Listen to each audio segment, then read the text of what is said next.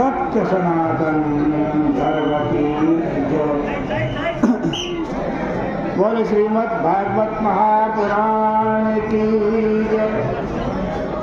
पतित पावनी कलिमलहारिणी मंगलगारिणी मोक्षदायिनी माँ गंगा मैया का ये पवित्रतम तीर्थ हर की पैड़ी ब्रह्मकुंड है।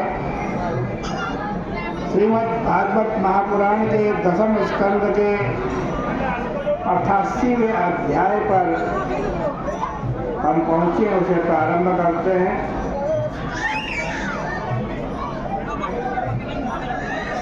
राजा परीक्षित ने पूछा कि भगवान ये देखने में आया है कि शंकर जी का जो भजन करते हैं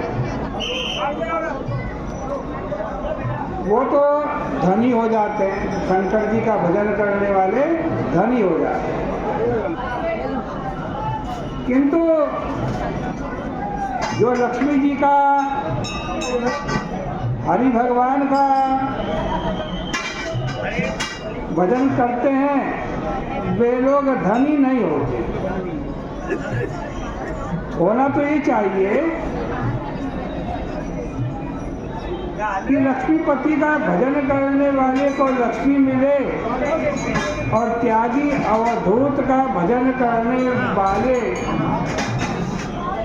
त्यागी हो जाए, अवधूत हो जाए।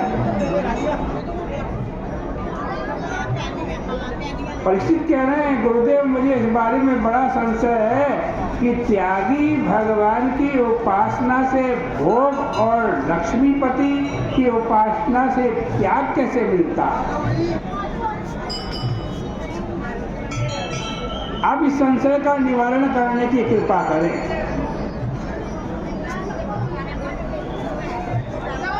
शिव शक्ति युक्त शाश्वत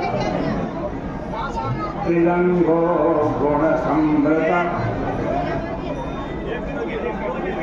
भगवान शंकर जो है ना वो शक्ति से युक्त है, त्रिगुण समृद्ध है और वह साक्षी के विभेद से त्रिधा हो जाते हैं, 3 प्रकार के हो जाते हैं साक्षी के विभेद से।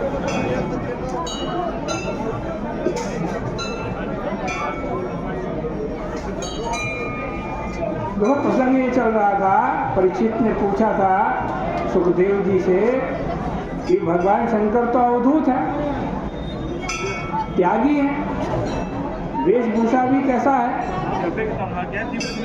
परंतु उनके भक्तों को तो धन मिलता है और लक्ष्मीपति नारायण भगवान के जो भक्त होते हैं उनका धन ही खत्म हो जाता है। तो उसका कारण क्या है? देखो यह अहंकारोपाधिक चैतन्य की दृष्टि से शिव और निरुपाधिक चैतन्य की दृष्टि से उसी परमात्मा को विष्णु कहा गया। भगवान एक है, वही विष्णु भी है, वही शिव भी है, लेकिन उपाधि अलग होने से भेद अलग हो। मनुष्य एक है, जो जज की कुर्सी में बैठ गया वो जज बन गया, जो डॉक्टर की कुर्सी में बैठ गया वो डॉक्टर बन गया। आदमी तो एक ही जैसे हैं सब, ऐसे भगवान एक है, उपाधि भेद है।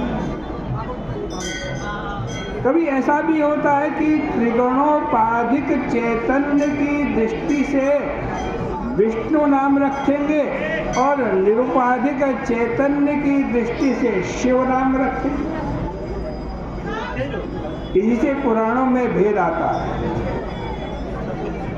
वस्तु बिल्कुल एक होती है, कहीं यहाँ उपाधि उस नाम में जोड़ दी और कहीं वह निरुपाधिता इस नाम में ला दी। इसलिए पुराणों के अंदर कोई मतभेद नहीं, उनके बिल्कुल एक वाक्यता है। पुराण कोई उन्मत्त प्रलाप नहीं है, बड़े बड़े तत्वज्ञानी पुरुषों के द्वारा कहे गए हैं ये पुराण। अब जिस उपाधि वाले रूप का मनुष्य भजन करता है ना, वो वैसा ही हो जाता है। भगवान विष्णु है निर्गुण, इसलिए उनका भजन करने वाला भी निर्गुण हो जाता है। परीक्षित, जब तुम्हारे दादा युधिष्ठिर का राजसूय यज्ञ संपन्न हुआ, तब भगवान श्री कृष्ण ने उनसे कहा कि मैं जिसके ऊपर अनुग्रह करता हूँ, भगवान कह रहे हैं मैं जिसके ऊपर कृपा करता हूँ, क्या करते हैं भगवान? जिसके ऊपर कृपा करते हैं, भगवान कह रहे हैं उसका धन धीरे धीरे हरण कर लेता हूँ। हरिष्ये तद्धनम सनई, भागवत जी में लिखा है। कौन कह रहे हैं? कृष्ण। कृष्ण विष्णु भगवान के अवतार है ना, वो कह रहे हैं जो मेरा भजन करने लगता है मैं उसका धन धीरे धीरे हरण करने लगता हूँ। देखो, भगवान की माखन चोरी की ऐसी आदत पड़ी कि वह उनके बूढ़े होने पर भी नहीं छूटी। पहले वो माखन चुराते थे और बाद में आदत पड़ जाने पर लोगों का धन खींचने लगे। ततो धनम त्यजन्तस्य, भगवान श्री कृष्ण ने कहा कि मनुष्य के निर्धन हो जाने पर उसके स्वजन, स्वजन माने उसके परिवार वाले, मित्र, भाई, बंधु, रिश्तेदार, सब उसको दुखी समझ करके छोड़ देते। करीब से करीब मित्र भी जिसके पास धन नहीं आता उसके घर नहीं जाता। और वो जब निर्धन व्यक्ति, भगवान कह रहे हैं, जब वो फिर धन कमाने के लिए उद्योग करने लगता है, भगवान कह रहे हैं उसके उद्योग को भी मैं विफल कर देता हूँ, व्यर्थ कर देता हूँ। इससे क्या होता है? अंत में वो बड़ा निराश हो जाता है। जो धन था वो भी खत्म हो गया और जब कमाने की कोशिश कर रहे हैं वो भी धन कमाया नहीं जा रहा। तब वो क्या करता है? तब वो संतों की शरण में जाता है। और जब वो संतों की शरण में जाता है तब भगवान कहते हैं फिर वो मेरी कृपा को प्राप्त कर लेता है। किंतु मेरी आराधना है कठिन, इसलिए साधारण लोग मुझे छोड़कर दूसरे आशुतोष, आशुतोष बने जल्दी प्रसन्न हो जाने वाले देवताओं की आराधना करने लगते हैं और उनसे तरह तरह की चीज मांगने लगते हैं। कोई राज्य मांगता है, कोई धन मांगता है, कोई पुत्र मांगता है, कोई संपत्ति मांगता है।